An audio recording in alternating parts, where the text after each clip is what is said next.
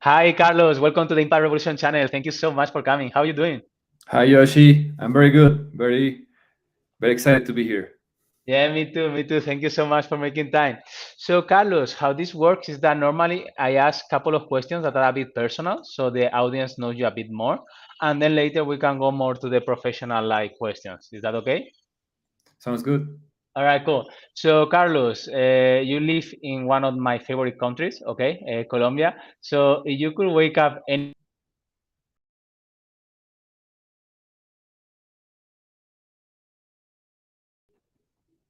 Sorry, Carlos. That's happened again. I don't know why. Sorry. So, if you could wake up Yeah, I'm anywhere back. in the world tomorrow, Carlos, where it would be and why? That's a tough question to start with. I have many places in my list, but I think when I wake up every morning in Bogota, I'm really grateful because I'm here. uh, We were just talking about offline about the weather here and how it's really crazy because we don't have seasons. We only have one season, which is rainy season all year, and we only uh, get a couple of months of sun. But we were talking about that and the times back in during the pandemic, and I was just remembering how even though it was really bad for the humanity back then, uh-huh. those were really good times to be in Bogota and to get to actually be grateful about the city, what the city and what Colombia is giving us. Colombia Mm, is one of the most amazing markets in Latin America right now uh, for the startup ecosystem, not only in mm, the fintech environment but also in energy tech, ed tech, e-commerce. So mm. I feel really grateful to be living in Bogota right now and to get a chance to wake up every morning and feel the cold, but also listen to the birds and look outside the windows and look at the mountains and That's right. realize that I'm living in a great city with a Uh-huh. vibrant ecosystem in terms of Uh, startup. I love Bogota. I love Bogota, and I like to walk into these cerros, right? Cerros. The cerros, Was yeah. good. It's nice, cool. All right. The second question, Carlos, will be, someone who really admires you and knows you very well, Carlos. How will define who is Carlos Patiño? Well, I think that will be my wife. I mean, we talk a lot Uh-huh. about this, and we All right. admire each other, and because of what we do and the people that who we are. I mean, we are really sensitive people, and Okay. we work really hard for like personal goals, but we also have in mind like more social kind of goals. So everything we do is always based on the fact that we are here for a reason and that we have to give back to the world. I mean, Mm, we love to say to each other that we want to leave the world, and once we do it, when we do it, we want to make sure it's a little bit better than it was before we were here. uh-huh. So I think that's the main reason why we admire each other. And if you All ask right. her, I'm sure she's gonna tell you that. That's beautiful. Thank you so much for sharing that, Carlos. And that goes to the next question. Like, what is your why? Why do you do what you do, Carlos? I think my why is something that I've been doing since I was a little kid. I Okay. always dreamed about building stuff. Actually, when I Okay. was when I was in high school and thinking about what to study, Uh huh. I always thought about like career that involved creating stuff. I ended up deciding to go for like economics because I was very interested back then in economics, and I'm still are. Uh huh. But my career progression has shown me that my real why is to create stuff, to build new things, and I think that's the reason why I'm right now working in the product Mm, area, because I love to build stuff. I love to tackle problems uh huh. and come up help people come up with solutions to solve them. So yeah, I will say my why is to create and to solve issues.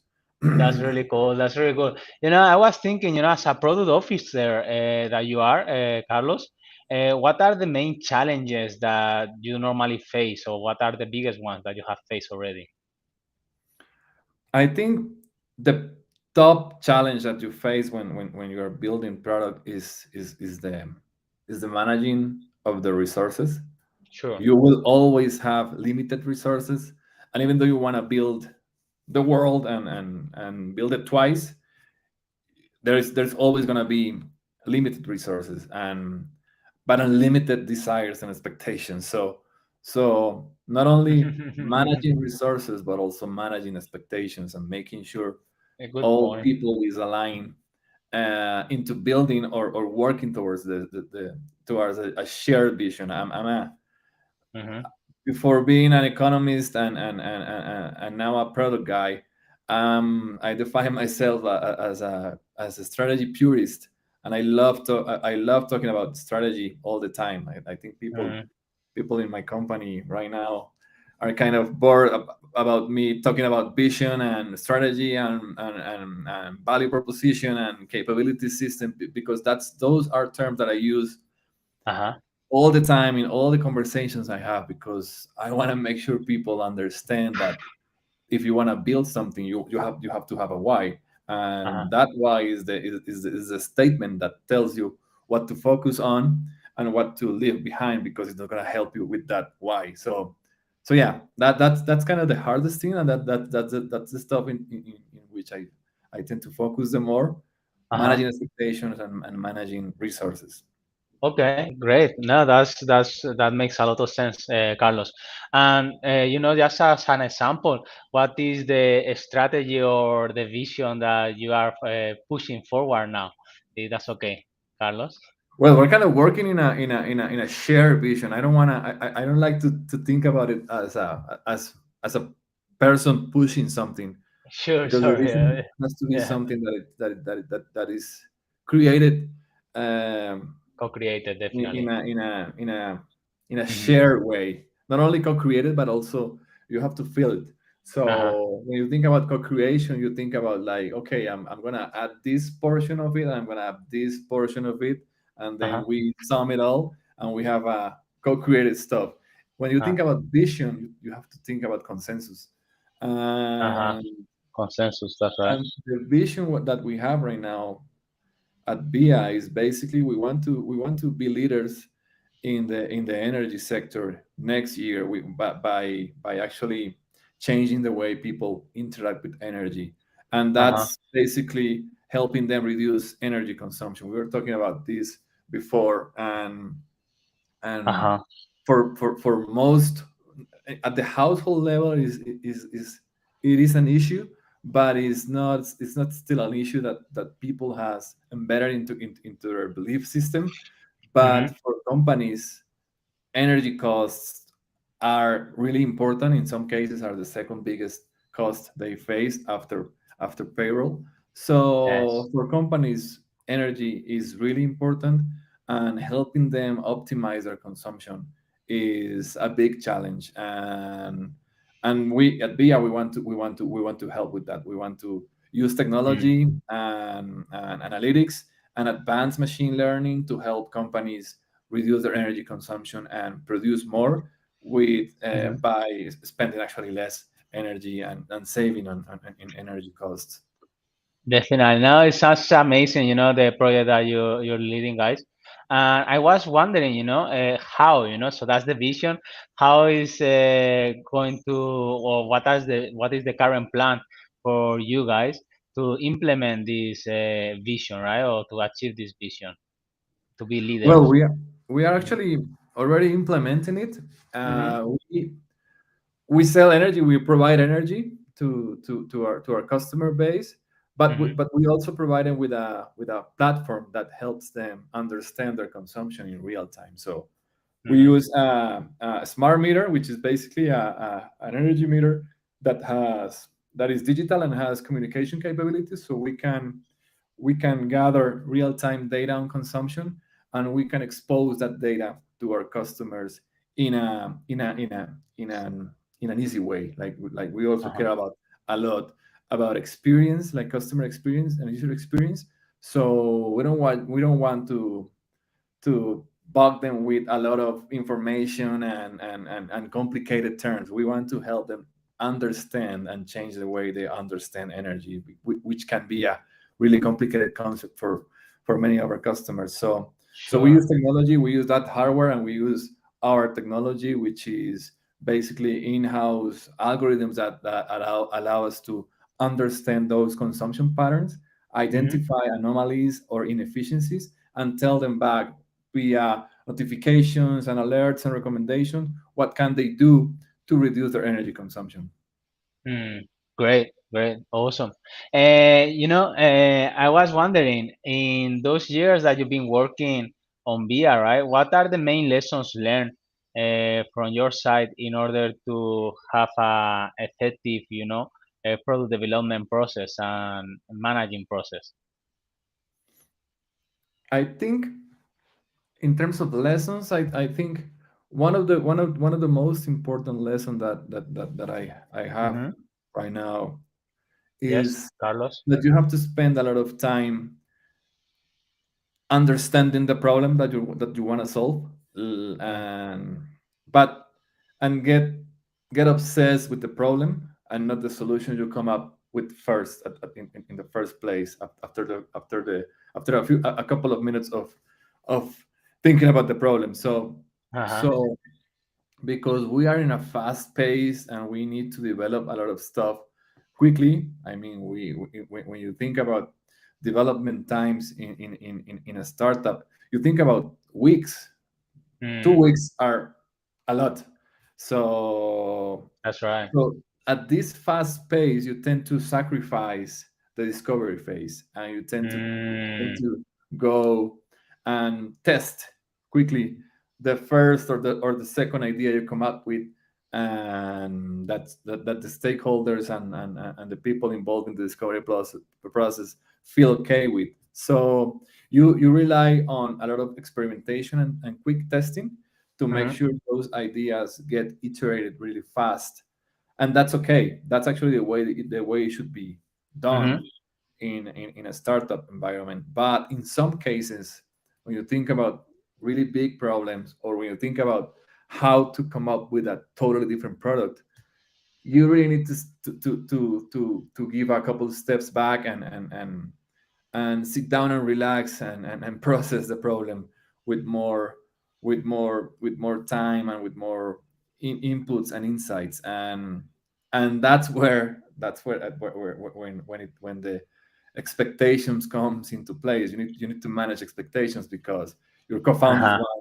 want everything developed right now and solved. But in some cases, it's like balancing a portfolio, an investment portfolio. You have high risk assets, maybe stocks or maybe an investment in a startup, but you also have like safe investments, like a Bonds.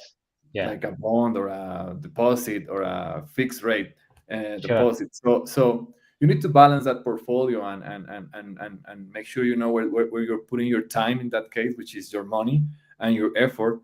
And And but resources, for right? those high risk, high return initiatives, you have to give them a little more time to think about it, because you want to make sure you abandon them at the right time and you don't spend much money or much time in those particular initiatives. So yeah, it's kind of a mix between science and art, or in terms of balancing that kind of portfolio of initiatives. Uh-huh. Very interesting. You share a very good point, Carlos, I think, because as you say, this design thinking and this rapid wall of getting things done, experimenting, testing, validating in the market. And then the other side, which is, okay, if we go too fast, maybe we are not solving even the right problem, right? Mhm. So, yeah, how do you balance that on a daily basis, right? I was curious, what did you manage to come up with like a framework or something, I think the answer is a mix between frameworks, which are really really traditional and mainstream, but also Mhm. the right team. You have to have Mhm. a diverse team, because if you have people that is only focused on like quick paced and fast delivery, Mhm. you're gonna be in a at one point of the spectrum, and You will be in I, a conflict every day. but if you have a bunch of academics that want to think about a problem for 6 months, like if they were doing a PhD, or maybe 2 years, then nothing's gonna happen.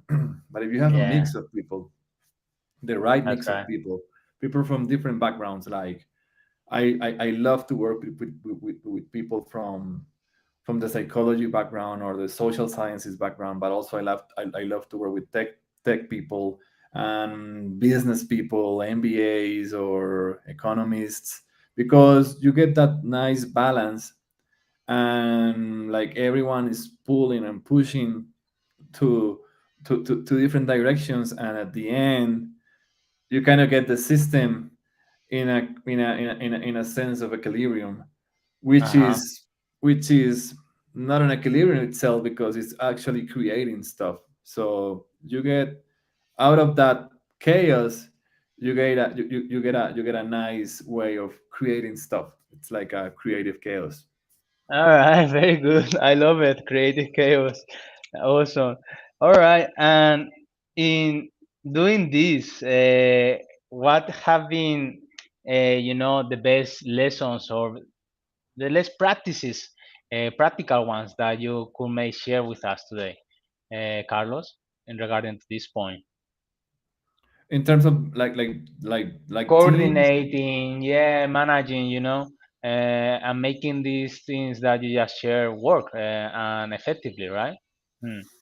Well, I go back to the vision. I mean, I think that the biggest responsibility for a Hmm. C-level person in the product Sorry. side is to make sure the vision is clear and it's aligned with the stakeholders up there, with the co-founders, with the VCs, with everyone.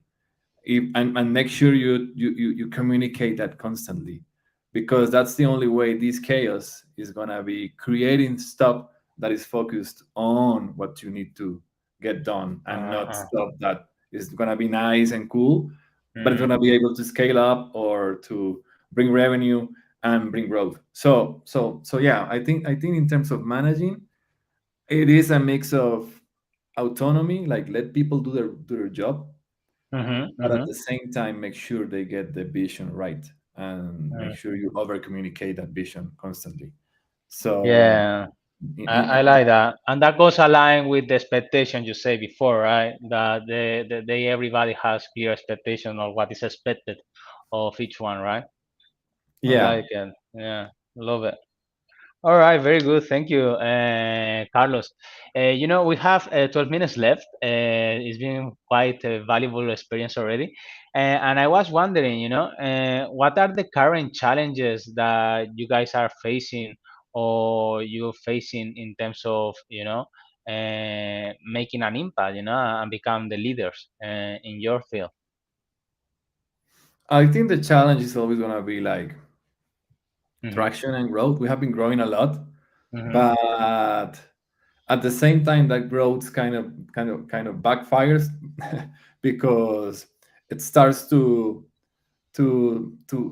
surface some issues that you need to fix. And since you're being too focused on creating something very disruptive, you left behind some of the basics. So I think for every startup, the challenge is always going to be, once they reach certain stage in their growth path, to just look back and take a look at what kind of stuff they left behind undone, or with some technical debt, and go back and fix it really quick before getting Uh-huh. back to business, and maintain that growth path that is so important. So yeah, Mm-hmm. it's something that most of the time happens to startups, because they don't have the resources to cover all the bases. Sure. So yeah, it's in terms of challenges, I think that's our biggest challenge now, and that's the stuff we're working on right now, like fixing a couple of stuff that needs to be done, and so we can quickly go back to our product development, and make sure we keep on disrupting the energy sector, which is something that we want to do constantly. We don't want to stop doing that. Uh-huh. Beautiful. All right. Very good. Thank you, Carlos. Yes, and I was wondering, because you were an economist, right? And then you found out this product development now, right? So it's not something that could be, looking backwards, something that could have been expected, but it's something that you felt, right? So I was wondering, when was that time or point in your life that you say, okay, I want to do something different? Well, when I started as an economist, like 15, 17 years ago, I Uh-huh. really loved numbers and statistics. Actually, I before being an economist, my first years of work experience were at the forecasting, like econometric stuff and statistics. So I was always involved with numbers and statistics and Uh-huh. models and predictive modeling. And by working on that and studying a lot more, I found out back then, this was 2005. I mean, people weren't talking about that. Back then, people weren't talking about data science or big data or machine learning. They were talking about statistics and econometrics. And there was Sure. something called data mining that us econometricians looked at it with some resentment, because we thought it was like black magic. So Mhm. I got really interested into that, and I started studying about that, and that's what I did when I decided to switch my career, move from the pure macroeconomic forecasting Uh-huh. and get into more like a customer behavior modeling. And Uh-huh. I did my master's at Carnegie Mellon in Okay. Pittsburgh. When I finalized that master's, I started working for one of the biggest banks in the U.S., working on customer behavior and customer analysis, doing a lot of machine learning on huge amounts of customer data. And That's very after interesting. that, I came back to Colombia, and I Mhm. kept doing the same thing. But data science and machine learning and data engineering evolved a lot in the last 10 to 15 years, because we kind of got more specialized. Back Okay. then, we used to do everything. Now, data scientists focus on machine learning and statistics, and we have engineering power to build pipelines and build models and productize these models. So when I started working on that evolution, that's when I found out that machine learning and data science was more than just basic models and statistics, and it was more about creating solutions, data solutions. So Mm. kind of clicked on me, because that's when I felt, okay, I love doing this, because I'm basically creating stuff. It's based on data and algorithms, but I'm creating stuff. So my previous experience prior to coming to VIA, I worked for a digital bank, and my role was I was the leader in the data analytics area, but I did create a lot of stuff, and I got really involved. I got really close to close to the product team, and we kind of started working together in making sure all the stuff they wanted to do was backed by an insight, or by a product we kind of developed. So Uh-huh. yeah, it was really plain and easy just to keep moving towards product, because at the end it is creating stuff, and at VIA we create product which is basically data product, because Yeah, we are data trying to analysis, turn our right? customer information and consumption data to come up with algorithms to create product features that help them with their with their consumption. All right, very good. Thank you so much for sharing that story. It's very interesting, Carlos. I was wondering, we have 5 minutes left, all right? So, this is about creating impact and to redefine the business mindset. Okay, so it's about changing our mindset of how we deal with businesses, and to create, like you say in the start, more something beyond ourselves, right? Like more on a social impact, like what I think BI is doing, right, with the energy consumption, and reframing how people interact with energy. Hmm. So I was wondering, is there anything else you would like to share that we haven't covered, Carlos, regarding that? Well, I think something really interesting that not only relates to making impact and social impact, but also Uh-huh. to making impact overall. And it's something that I have found out during my time at VIA, and getting closer to the like the entrepreneurial ecosystem in Colombia. Sure. And that's something that really amazes me when I talk to these people. It's the ambition they have to Mm-hmm. change stuff. I mean, they don't want to be stopped by anyone. And when they have a vision and they have an ambition, they are ruthless in the way they deliver it. And I think that's something we lack a lot in Latin America. We tend to be like, oh yeah, this is something that cannot be done, and Mm, maybe somebody in the US will think about it, or maybe somebody in Europe will think about it. We just get back to our day to day, and because we are happy the way it is.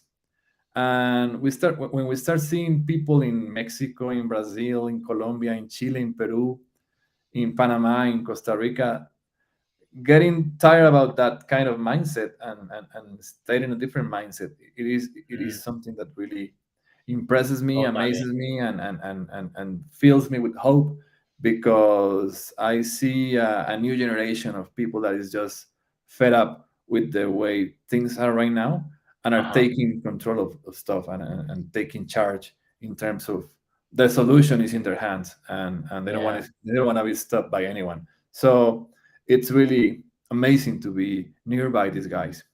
Yeah, you give me goosebumps. I love it. Yeah, it's true. It's time for the revolution, and it's time to change things, I think. And, redefine the mindset of many people, and stop conforming with what we have been given, and challenging those stuff, right? Love it. Love it. Thank you so much. I would love to ask you a question now. I normally do this at the end. If you could leave a big message or a message to the whole world, Carlos, in the clouds or in a big letter or whatever, what message would you leave? I think connected to what I just said, it will be change stuff. Change stuff. Don't don't live the way that don't live comfortable. Change stuff, and Uh, sacrifice to make things better. don't live comfortable. Yeah, I like that. It's to be uncomfortable with the comfortable. Yeah, That's what we say in our programs.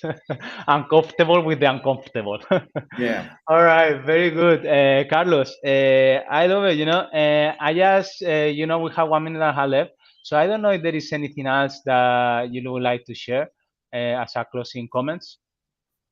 No, I'm just very happy to be here, and I thank you again for inviting me. It was really nice Thank you to you, conversation. Carlos. No, thank you to you for sharing your time. Very good points, and yeah, hopefully we can catch up again soon, Carlos. Thank you so much.